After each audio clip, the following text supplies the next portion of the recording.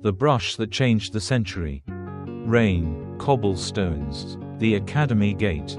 Hitler opens his letter, accepted.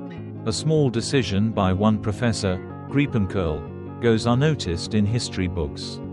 Yet it redirects the 20th century. Hitler studies technique, struggles with colors, excels at architectural scale. A Jewish classmate, Jakob Rosenfeld, pushes him to paint the emotion of buildings. His bitterness has somewhere to go, onto canvas, not into politics. One artist is born, one extremist is never needed. World War I still erupts. Empires still collapse. Hitler, protected by his academy credentials, is assigned as a military artist, documenting destruction. He paints ruins, grieving mothers, empty cities. His work becomes evidence of tragedy rather than propaganda. No heroism, no nationalism, just devastation. The war ends. Germany is still humiliated, but without a fiery veteran preaching a rebirth. Anger disperses across many small parties instead of one. Germany still suffers inflation. France still demands reparations. Britain still struggles with debt.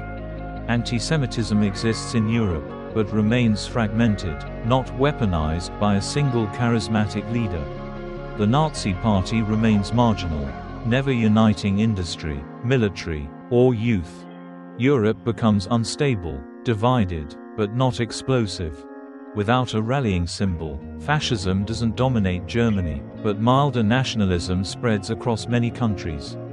Italy stays under Mussolini but weaker. Poland develops nationalist paramilitaries. France develops an anti-immigrant far-right faction earlier. History doesn't get better, it just becomes messier. With no major continental war brewing in Europe, Japan sees opportunity.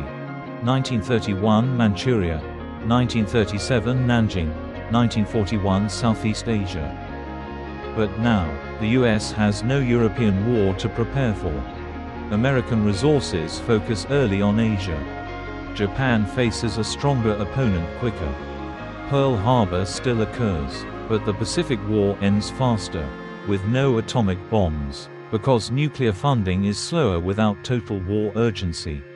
The war drags 5 years, not 4, ending through conventional naval exhaustion. Japan surrenders without Hiroshima and Nagasaki ever being destroyed.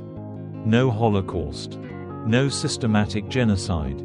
Jewish communities across Eastern Europe grow into centers of science, economics, and arts. European cinema gains Jewish directors who never flee.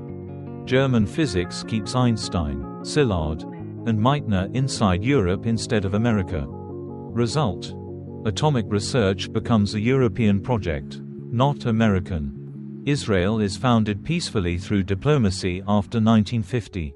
Driven by Jewish cultural influence, not post-war trauma. But there's a consequence. Without nuclear fear, colonial powers collapse slower. India gains independence later, tilde 1952. Algeria later, tilde 1970. Africa enters modernity with weaker institutions, causing slower development and longer dictatorships. History saved lives, but didn't solve exploitation. The Cold War still exists, but it's cultural, not nuclear. The Soviet Union and the US compete through space programs, media propaganda, economic influence. No Cuban Missile Crisis. No massive nuclear stockpile.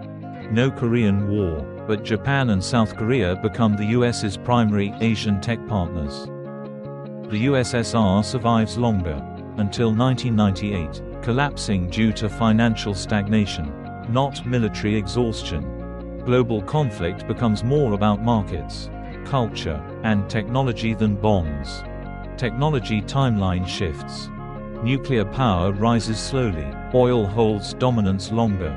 The Internet develops 10 years later, mass adoption tilde 2005. Social media becomes political battleground slightly later, but less radicalized due to weaker fascist historical narrative. Modern Europe, 2025. Germany is industrial, peaceful, but less influential politically.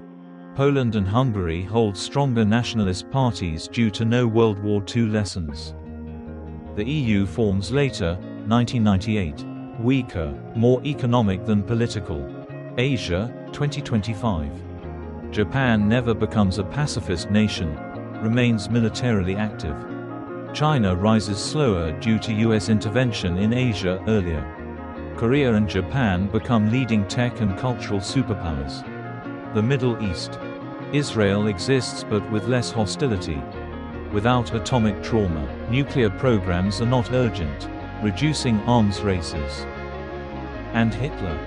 He dies in 1955, known modestly as Adolf Hitler, 1889 to 1955, painter of post-war European ruins. His exhibitions exist in small museums, studied for their melancholic geometry. Critics debate whether his work shows buried rage. No one sees him as a monster, only as a man who could have been one. History did not escape violence. But millions were saved because one teacher marked, accepted, paint palette.